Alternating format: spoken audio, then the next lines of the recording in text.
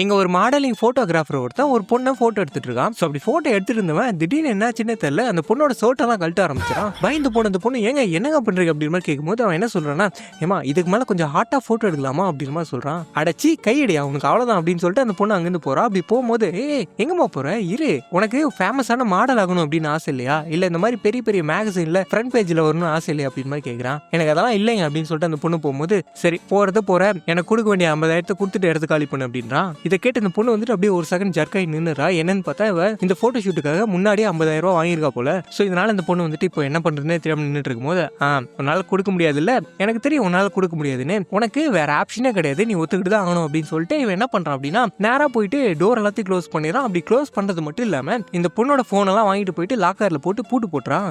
என்னங்க பண்றீங்க அப்படின்னு சொல்லிட்டு இந்த பொண்ணு கேட்கும்போது, என்னமா பண்றது, நீ போட்டோ எடுக்கும் போது எஸ்கேப் ஆயிட்டேன்னா என்ன பண்றது, அது இல்லாம போட்டோ எடுக்கும் போது யாராவது எனக்கு கால் பண்ணி டிஸ்டர்ப் பண்ணாலும் எனக்கு பிடிக்காது, ஸோ அதனால தான் உன் ஃபோனை லாக்கரில் போட்டு போட்டேன் அப்படின்னு சொல்லிட்டு நல்லா பேசிட்டு இருந்தவன் திடீர்னு சைக்கோ மாதிரி பிஹேவ் பண்ண ஆரம்பிச்சிடான். கல்ட்டு ஃபோட்டோ எடுக்கணும் உடனே கல்ட்டு அப்படின்னு சொல்லிட்டு திரும்ப வளைச்சு ஃபோட்டோ எடுத்துட்டு இருக்கான். இந்த மாதிரி மென்டல் மாதிரி பண்ணிட்டு இருக்கான். அவள்தான் அந்த பொண்ணு பயந்து போயிட்டு ஹெல்ப் பண்ணுங்க அப்படின்னு சொல்லிட்டு கத்திட்டு இருக்கா.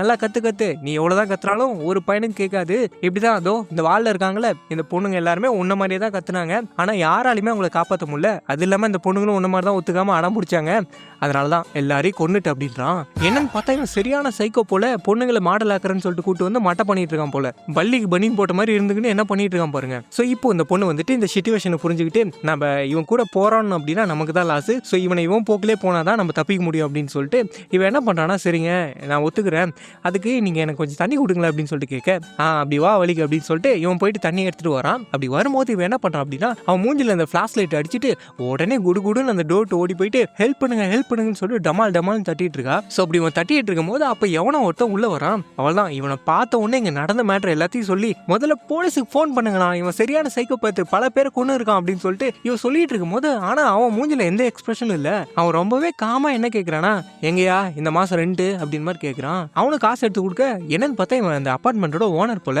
சரி இது காசு கொடுத்துட்ட, இப்போ இது எல்லாத்தையும் நான் பார்த்துட்டேன், அதுக்கு எங்க காசு அப்படின்னு மாதிரி கேட்கறான். அதுக்கு அவன் காசு எடுத்து கொடுக்க அவன் பாட்டு கப்புன்னு வாங்கிட்டு போயிடுறான். அட எல்லாருமே சைக்கோங்களாடா நீங்க அப்படின்னு சொல்லிட்டு நம்ம யோசிச்சுட்டு இருக்கும் போது, அப்ப அந்த பள்ளி வந்துட்டு இந்த பொண்ணுகிட்ட, உனக்கு இவ்வளவு தைரியம் தான் தப்பிக்கிறதுக்காக ட்ரை பண்ணது மட்டும் இல்லாம அவன்கிட்ட எல்லா மேட்டரையும் சொல்லுவேன், வாடி இன்னைக்கு உனக்கு களைச்சிருண்டி அப்படின்னு சொல்லிட்டு இந்த பொண்ணை வந்துட்டு ரேப் பண்ண ஆரம்பிச்சிடான். ரேப் பண்ண ட்ரை பண்றான். ஸோ அந்த ப்ராசஸ்ல இவன் வந்துட்டு ஃபர்ஸ்ட் அந்த பொண்ணோட ஷர்ட்டை கழட்டுறான். அப்படி கழட்டி பார்த்தா உள்ள வந்துட்டு இடன் மைக் இருக்குது. என்னடி மைக் அப்படின்னு சொல்லிட்டு ஒரு செகண்ட் ஜெருக்காக அவன் வந்துட்டு காய்ஸ் எல்லாம் உள்ள வாங்க அப்படின்றா. என்னன்னு பார்த்தா இங்கதான் ஒரு பெரிய ட்விஸ்ட். அது என்னன்னா இவ ஆக்சுவலி போலீஸ் ஆஃபீஸர்.